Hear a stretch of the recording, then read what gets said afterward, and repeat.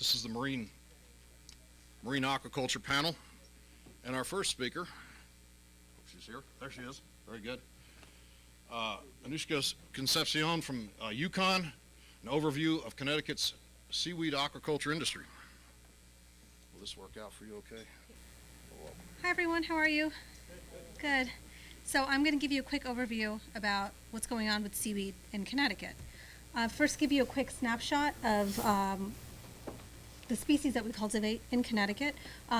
Tessa Getchis is going to go into more detail about the industry in her presentation at 2 o'clock, but really the take home from this slide is that it's predominantly shellfish. Bivalve mollusk and shellfish is the product that we predominantly produce in Connecticut, and seaweed is just a tiny fraction of what we produce. So seaweed is a marine macroalgae. There are 3 classifications: brown, red, and green. And so why am I even talking about seaweed? What's the point? So sea vegetables, switching terms back and forth, seaweed, sea vegetables, it's very highly valued on the global market. That predominantly cultivated in or predominantly produced in Asia and in Chile. And in the US, we do have a growing production of seaweed, although majority is still wild harvest. And now we're slowly starting to cultivate seaweed to replace wild harvest. There are a lot of uses for seaweed, different industries, different commodities, but I'm really going to focus on the food production. So about 30 years ago, we funded a researcher by the name of Dr. Charles Yarish, who is the seaweed guy, and he applied for development funds to Connecticut Sea Grant to look at the physiology and potential cultivation of local native edible seaweed species.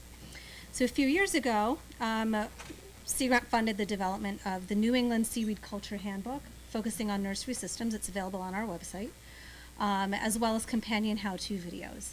And these focus on 4 species of seaweed, but in Connecticut we only cultivate 2, where only 2 are approved for food consumption. We've also assisted in the facilitation of a seaweed bill in Connecticut, and this is an effort by the state to increase aquaculture production. Some of the stakeholders that are ideal stakeholders to cultivate seaweed are current aquaculture producers. They produce shellfish, and they already have at least grounds where they cultivate their product, and so adding seaweed to that cultivation, especially if they use gear, it's sort of a no-brainer for them. There are also displaced lobstermen that are looking for other income opportunities, as well as diversification in product. And even some municipalities and NGOs that are interested in evaluating seaweed as a nutrient bioextractor to clean up coastal waterways are also contacting us for more information. So the two species of seaweed that are approved for human consumption in Connecticut is the brown seaweed, sugar kelp, Saccharina latissima, and red seaweed called Gracilaria tikvahe. Now the sugar kelp is a winter species, a winter seaweed. Growing season is from about October to about May, depending upon water temperature. Its current forms of kelp that are approved for human consumption are in its raw, natural form, fresh right out of the water, as well as processed into kelp noodles, and that's what industry members are selling right now.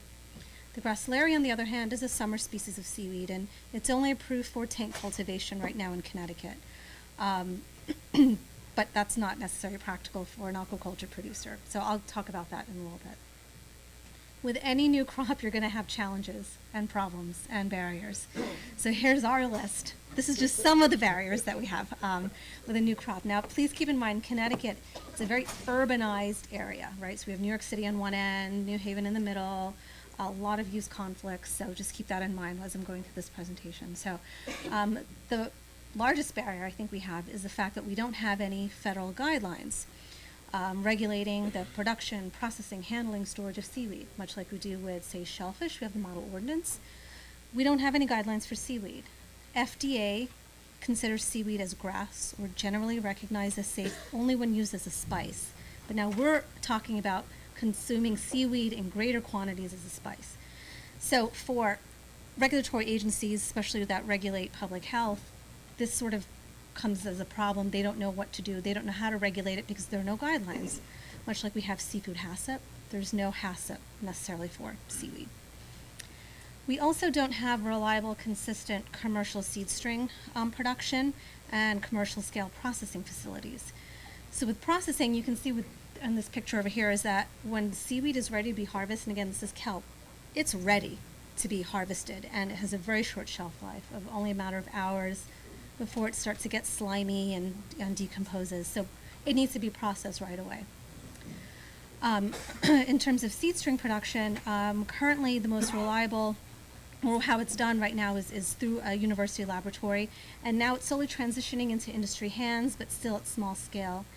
And there's some years where seed string production is great, and other years not so great, because we just don't have the consistent expertise and consistent supply. We also don't have established markets. Again, most aquaculture producers are shellfish producers. They sell through their dealers. They have a set price. Once they put the product in the water, they know it's going to be sold. That's not the case with seaweed. We don't have dealers for seaweed. So we don't have market prices. So when you're talking about seed string production, which is subsidized costs as well, some processing has been subsidized, no market outlets, it's really difficult for someone like me. Okay. It's really difficult for someone like me to develop or help potential producers develop enterprise budgets and business plans. So that's a barrier. We've had some issues with icing of long lines as well in the winter for kelp, and so really what the ice has done is completely torn up the crop, so the crop has been lost. So we're still trying to work out depth of long lines in the water, which leads me to aquaculture permitting. Once you deploy the long lines, it's not like shellfish gear that you can move it to avoid the ice. It stays for that whole season. So this is what a kelp longline system looks like. It's very similar to mussel culture. So if you can picture a curtain of kelp.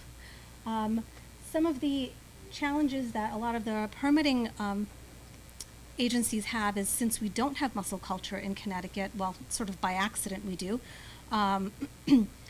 In Maine, they cultivate mussels and cultivate kelp, and that's fine. But in our state, the issue comes with entanglements of protected marine species. So the spacing between the horizontal lines and the flotation buoys, those vertical lines create a problem of, again, entanglements. An organism needs to be able to swim over the curtain of kelp or under the curtain of kelp.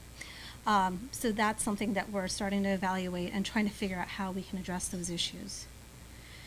So now that I told you about some of our long list of problems, this is what we're trying to do to address these problems. To address the fact that there's no federal guidance, we are working with the regulatory agencies to develop a seaweed hazards guidance document. Now in Connecticut, all aquaculture producers are considered dealers, and they have to be seafood HACCP trained and have a seafood HACCP plan for their product. Same thing goes with seaweed. They have to have a seaweed HACCP plan. But now the question comes, well, if there's no federal guidance, how can they develop a seaweed HACCP plan? So it's hoped that this document will help assist folks with their HACCP plan development. We're also looking at open water gracilaria production to see if it's feasible and if it should be considered as another commercial crop in Connecticut. We have evaluated a lot of the kelp crop in terms of public health. Now we're looking to see if there's any potential hazards associated with the gracilaria. It's a summer species, so in Connecticut there are concerns of pathogens such as Vibrio that likes warm water, and gracilaria grows in warm water, so that's a concern.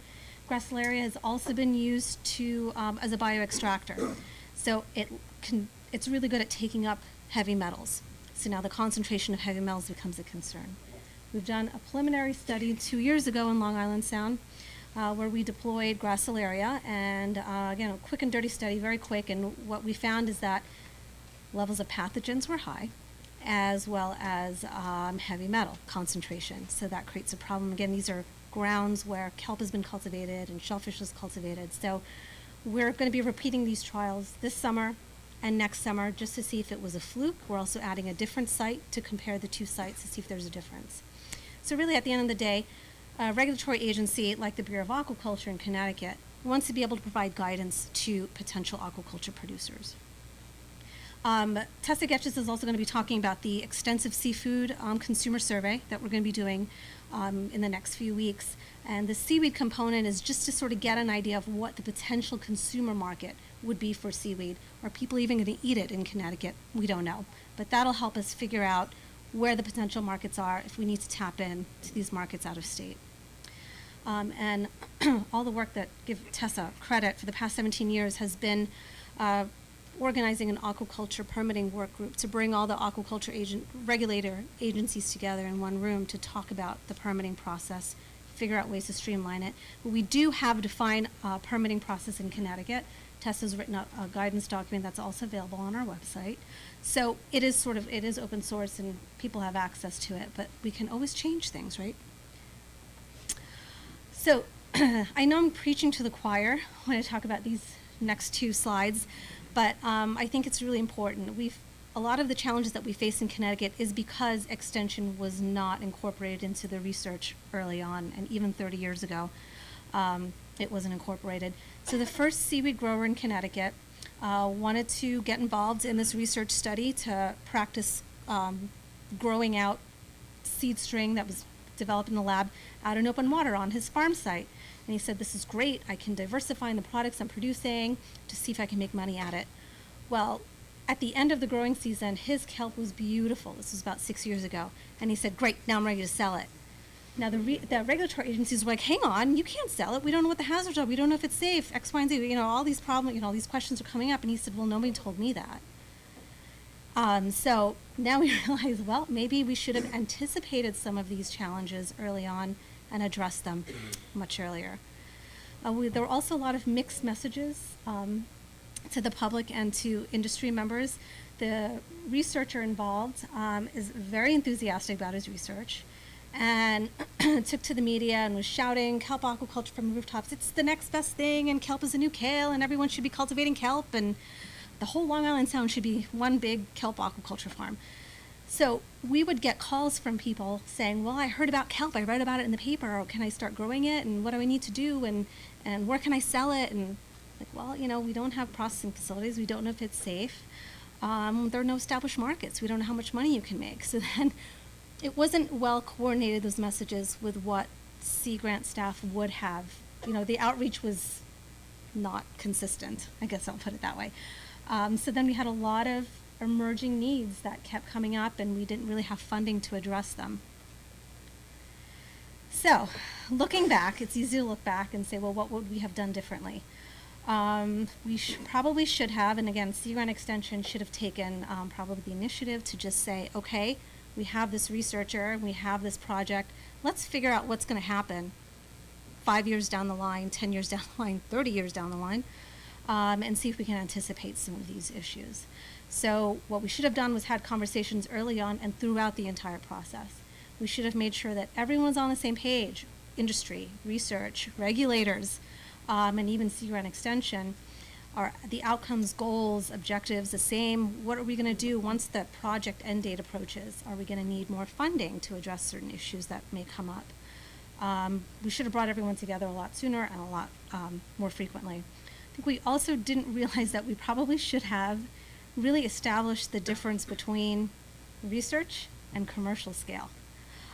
So that's something we've learned to do very quickly. And also to figure out, with some of the problems that we should have anticipated, where would we need to look for additional funding to address these problems.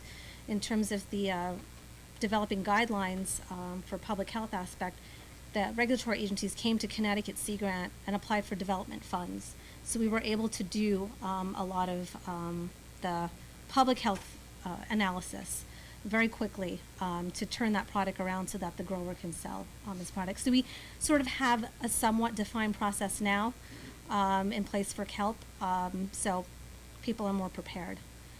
So outlook now is, the kelp aquaculture is growing very slowly, but I think we need to be very conservative and make sure people who call us understand the practical aspects behind, just because someone's growing kelp one day doesn't mean that everyone can grow it wherever they want, whenever they want. So we're learning, and that was quick, right? very good. Okay, great. Quick question? Great.